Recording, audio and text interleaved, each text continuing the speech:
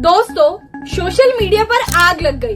जी हाँ, दो बाबा यानी कि प्रेमानंद महाराज जी और अनिरुद्धाचार्य ने कुछ ऐसी बात बोली कि उनकी बात वायरल हो गई, वो भी कंट्रोवर्सी में बदलकर। लेकिन आखिरकार सच क्या है? क्या लोग उनके कंटेक्स्ट को समझ रहे हैं या फिर वो लोग सिर्फ अपना गुस्से में रिएक्शन दे रहे हैं? तो चलिए जानते हैं हम आज की सारी वीडियो में। तो उससे पहले मैं हूं रिचा जयसवाल और आप देख रहे हैं फिल्मी फेफड़ा। तो आज हम जानने वाले हैं कि इन दोनों बाबाओं ने आखिरकार ऐसा क्या कहा और कई सारे लोगों ने इसे गलत क्यों समझ लिया और साथ ही साथ इसे अपने ऊपर क्यों ले लिया। वैसे तो ऑलमोस्ट दोनों बाबाओं ने एक ही तरीके की बात की थी और किसी को भी वैसे ब्लेम नहीं किया था। बात तो सही है। तो प्रेमानंद बाबा का स्टेटमेंट ये था कि आजकल के जमाने में सिर्फ 100 में से 2-4 ही लड़कियां पवित्र हैं और साथ ही साथ उन्होंने आजकल के हमारे समाज में चल रही सोशल ट्रेंड्स के बारे में बताया था, जो कि हमारे यूथ के वैल्यूज और रिस्पेक्ट पर ही असर डालते थे। मतलब कि उन्होंने सिर्फ किसी एक वर्ग को ब्लेम नहीं किया था, उन्होंने पूरे समाज की प्रवृत्ति बताई थी। लेकिन फिर भी यहाँ पर लोगों को गुस्सा आ रहा है। वहीं पर दूसरी तरफ अनिरुद्धाचार्य बाबा का भी कुछ इसी तरीके का कहना था, लेकिन उनके जो शब्द थे वो ज्यादा कड़े थे। हाँ, और उन्होंने ये भी बोला कि आज के समाज में जो व्यवहार है वो कुछ ज्यादा ही बदलते जा रहे हैं और उनका मकसद है लोगों को जागरूक करना, यानी कि अवेयरनेस फैलाना, ना कि क्रिटिसाइज करना। और उन्होंने किसी के इंटरव्यू में ये भी बोला कि अगर चोर को चोर ना कहा जाए तो क्या कहा जाए।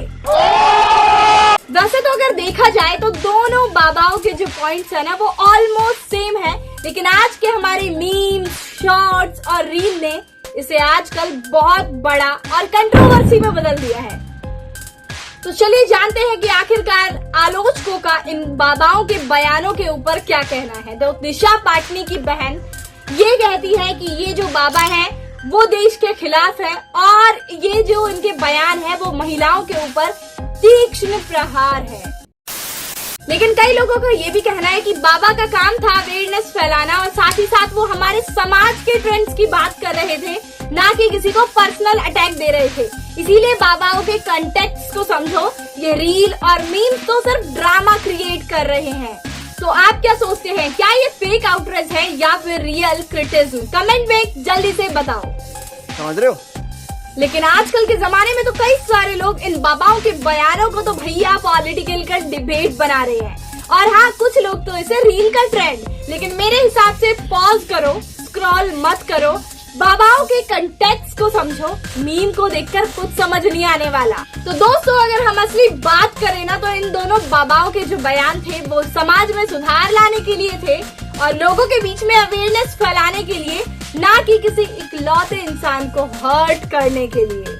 लेकिन हाँ, ये भी याद रखो कि भगवान को फर्क नहीं पड़ता कि आप किस साइड में हो, लेकिन फर्क तब पड़ता है कि आप सच्चाई के साथ में हो या फिर आप बुराई की तरफदारी कर रहे हो। तो अब आपकी भैया जुबान है और आपकी अपनी सोच है।